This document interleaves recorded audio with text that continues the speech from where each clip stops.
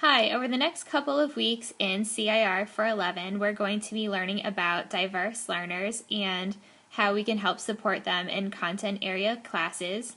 And for today, we are going to focus on English language learners. So before you continue watching this video, I'd actually like you to pause it, and I'd like you to quickly write down what is your definition of a diverse learner, and think about what special needs might diverse learners have in literacy learning. So go ahead and pause this recording, and once you've written a few things down, you can go ahead and start it up again. Alright, so when we talk about diverse learners, we mean a few different things. We can refer to students who have what we call linguistic diversity, and when we talk about that, what we mean is students who are English language learners, or students who have a first language other than English who are learning how to speak English in the school setting. And when we talk about diverse learners, we can also mean students who have membership in different cultural groups. For example, students who belong to different racial, ethnic, or nationality groups, as well as students from different social classes. So diverse learners encompass a broad range of learners. So as I mentioned, this week we're going to focus on English language learners in particular. So here are a few things that it's really important to keep in mind when you work with English language learners in your classroom. And I do understand that Mississippi may not have a high population of English language learners in comparison to states like Texas and California and New York. However, the population of English language learners is constantly expanding. As you know, the United States is a nation of immigrants. So at one point or another in your teaching career, you can expect to have English language learners. When I was a teacher, I taught in a rural school district in western Massachusetts, and I had English language learners in my classroom. So please don't feel like, oh, I'll never have an English language learner in my classroom. You probably will at some point in your career, so it's important that you're aware of how you can best help them. So it's important to know that English language learners require practice and feedback in order to learn English. It's also important for you to be aware that their oral language ability is going to precede their reading ability.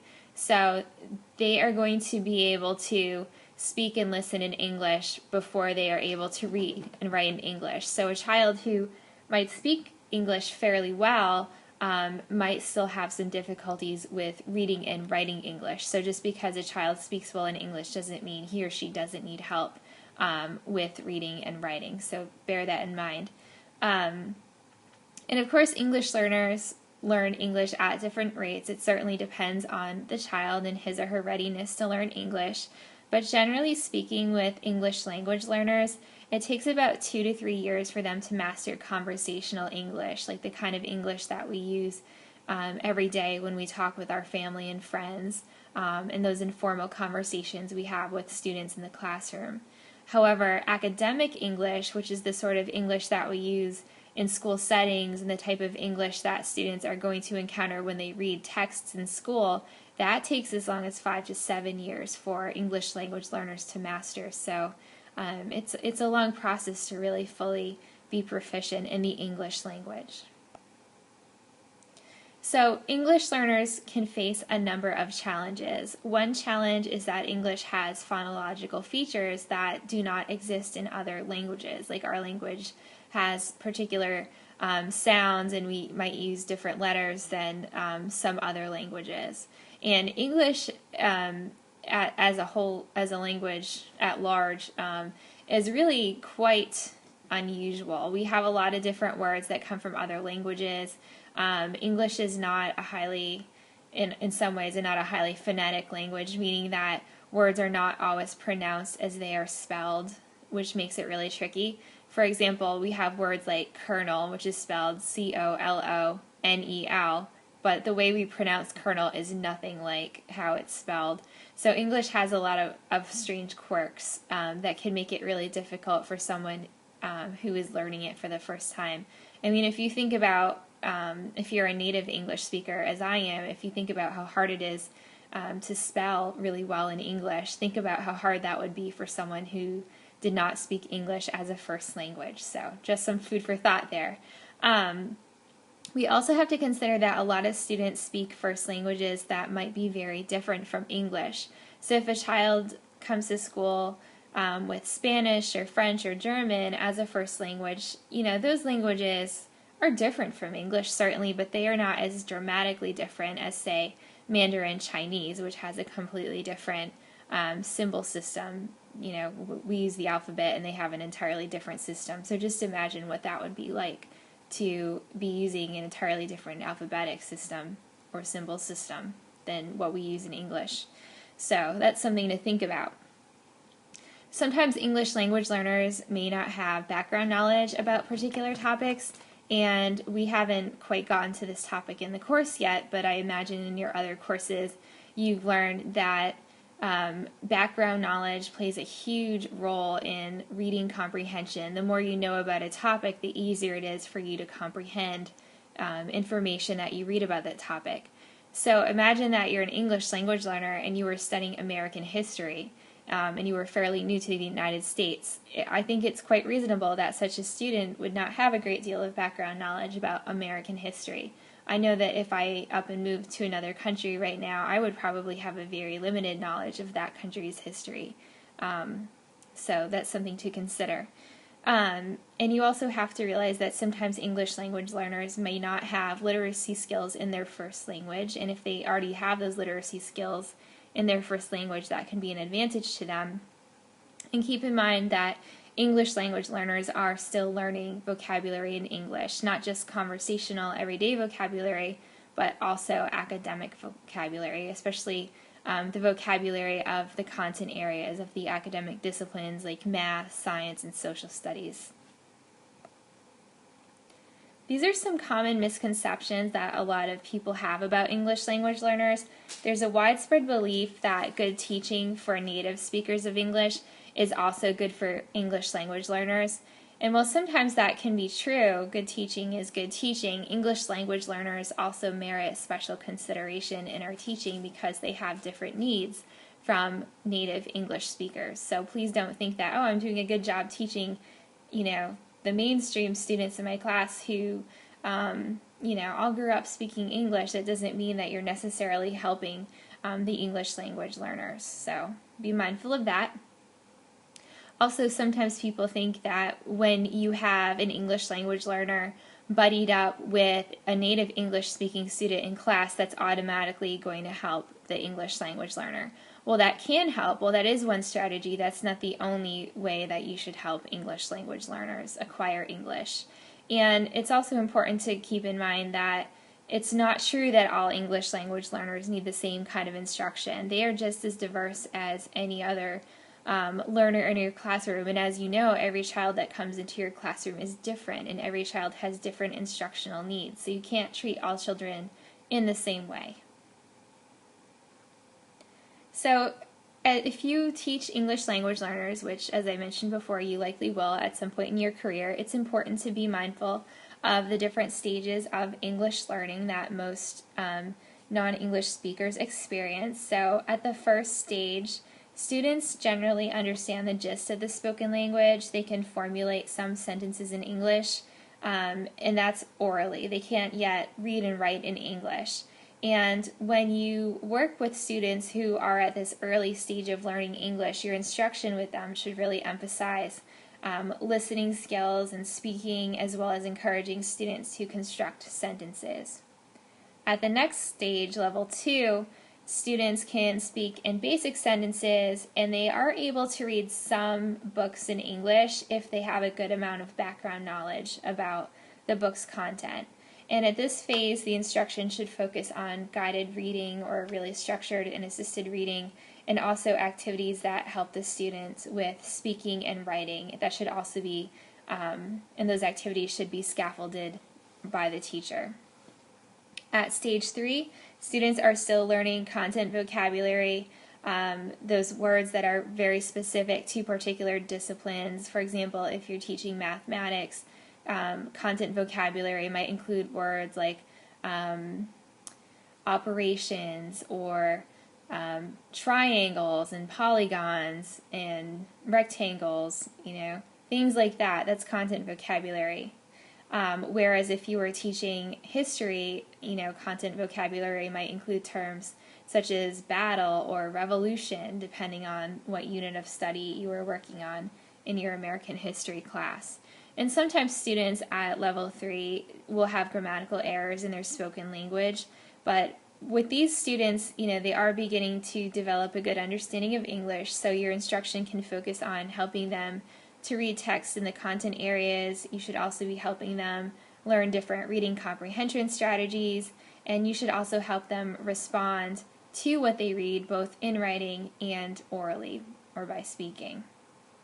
And at level 4, students have achieved proficiency in English, but their writing skills still might need further development. And I'd also add that the students may still be learning content vocabulary, since content vocabulary is highly specialized, and as learners, even as native English speakers, when we're studying a discipline, we're constantly learning new vocabulary terms. So in terms of teaching vocabulary with English language learners, it's advised that you teach students a limit of 7 new words per lesson. And I remember in graduate school reading about research that indicates that people can only remember about 7 new chunks of information at a time. The range is between 5 and 9 new chunks, but since 7 is in the middle, that's usually the rule of thumb. And if you think about it, nowadays we use area codes preceding phone numbers, but back when I was growing up, you didn't need an area code. You could only dial the first 3 digits and then the last 4 digits, so you had 7 digits. So I have heard that phone numbers were originally 7 digits long because human memory can, hold 7 new chunks of information at a time. So that's just kind of a fun fact that's a little bit peripheral to our discussion, but, we're students and we're going, you guys are going to be teachers. Learning is fun, right?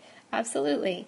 So it's also important to provide students, and this is also good advice for native English speakers, multiple exposures to new words. Usually we don't learn and really own a new word until we've been exposed to it in authentic contexts multiple times. Seeing a new word once, it's easily forgettable.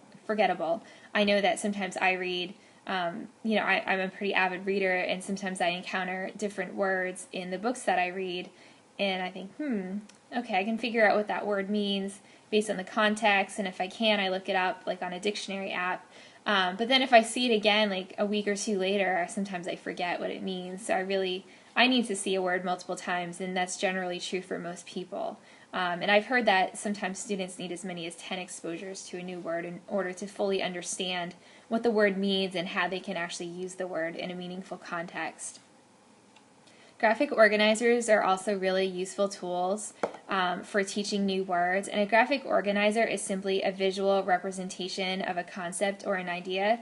It's kind of small, but as you see on the slide, this is a graphic organizer that I pulled off Google, and this is a concept map about shapes. And as you can see, the word shapes is in the center, and branching off the center, we have different examples of shapes, like a circle, and then we have different objects that are shaped like a circle, and we have a triangle, and then we have different objects shaped like a triangle, and so forth. So concept maps like that can be really helpful for helping English language learners understand new vocabulary words.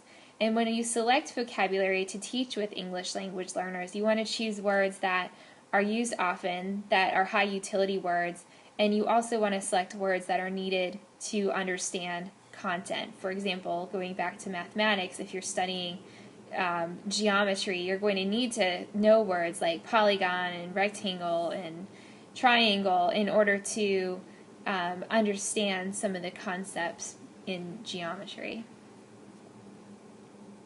So there are some ways that you can help English language learners as a teacher. One is to create a trusting and caring relationship with the student, and that's really good advice for all students, that you should have that sort of a relationship and show that you care about your students. You should also help them by giving them opportunities to use their language, and that can be both written language as well as spoken language. So you do want to include a lot of opportunities for, say, class discussions, whether they're whole group and small group, in your classroom so English language learners have a low stakes opportunity for utilizing language. It's also really important for you to help English language learners build their background knowledge about topics, especially about topics that might not be familiar to them. For example, if you had a student in your classroom who immigrated to the United States from Mexico, and your class was studying the American Revolution and how the United States, before it was the United States, fought for its independence from Great Britain, you might be able to help a Mexican immigrant student understand that by relating that to Mexico's struggle for independence from Spain. So you can relate the new content to something that the student already knows. That's a good practice, and that can help them build their background knowledge. And also with English language learners, you want to celebrate their cultural differences. I mean, diversity is a strength, and it's something that you should respect and something that you should celebrate. And I think that a lot of students are going to be very open to learning about new cultures, and having a student in your classroom with a different cultural background can certainly provide a rich learning opportunity for everybody in your class. So you want to invite those students to share information about their cultures. Perhaps you can have them share about what kind of holidays they celebrate, also some customs from their country. You could invite them to bring in books that come from their country. And certainly you want to express interest in their cultural background and perhaps try to learn some words in their language, like some simple greetings like hello and things like that. And I'd also advise you to include as much multicultural children's literature in your classroom as you can. And if you're interested in learning more about that, I'm certainly happy to point you to some different resources. But there are lots of great multicultural children's books, and there are lots of different children's book awards that you can refer to help you select high-quality multicultural children's literature. For example, the American Library Association has an award called the Pierre Belpré Award that celebrates Latin American authors and illustrators. There's also the Tomas Rivera Award, which celebrates books or books that are set in Mexico, or books that are written by Mexican American writers. And there are many others, such as the Asian Pacific American Book Award, and quite a few other multicultural book awards. So it would certainly be in your best interest to seek out some high-quality multicultural books that include those in your classroom collection in order to help your diverse students feel welcome and feel like their cultures are invited and celebrated in your classroom. So, and it's also important for you to include multicultural literature and books with diverse cultural themes in your classroom, because I have read some research that suggests that students have better comprehension when students read books that have familiar cultural themes. And that makes a lot of sense, right? Because when we already know about something, when we already have prior knowledge about a topic, it's easy for us to understand when we read about that topic. It improves our comprehension. And children can certainly make more connections to books when their books reflect their lives and their experiences and their culture. So those are certainly strong considerations for when you make selections of reading materials in your content area class. Also, thematic instruction is a really useful way of helping English language learners. And when we refer to thematic instruction, if you don't recall from taking CIR 306 in a previous semester, it's when you integrate literacy and language arts with content area teaching. So for example, if you teach a unit that blends social studies along with language arts, and you include a great deal of children's literature, and you have students engage in writing activities related to the social studies content, that would be an example of thematic instruction. And that's particularly helpful to English language learners because it gives them multiple exposures to the vocabulary words that they need in order to understand the content. And it also provides them with opportunities to use language arts skills like reading, writing, speaking, and listening. And when you use vocabulary and thematic instruction, you're linking it to the concepts that you're teaching. So thematic instruction is certainly very useful with English language learners. So this week I want you to see what good instruction of English language learners looks like in actual practice. So this week I'm going to ask you to watch 4 different videos that come from the Teaching Channel's website, and I'm going to post links to these videos on Blackboard so you can access them easily. And I'm also going to post a graphic organizer that you can use for note-taking. And what I would like you to do is watch these videos and just take notes about the instructional techniques that the teachers are using to help English language learners and how you think that those instructional techniques might be beneficial to English language learners. And watching these videos and taking the notes will actually help you when you have your second writing prompt that's due in a couple weeks. That second writing prompt is going to be about special considerations of English language learners in content area classes. So if you watch these videos, that'll help give you a good understanding of how you as a teacher of content can best help English language learners. So please make sure that you view those videos this week and that you take good notes on them. So that's all I have for this video, and next week we are going to continue our discussion of diverse learners. And as always, if you have any questions about this week's content or anything going on in the course, please feel free to let me know or stop by office hours on Monday evenings between 8 and 10 p.m. in Google Hangouts. Thank you.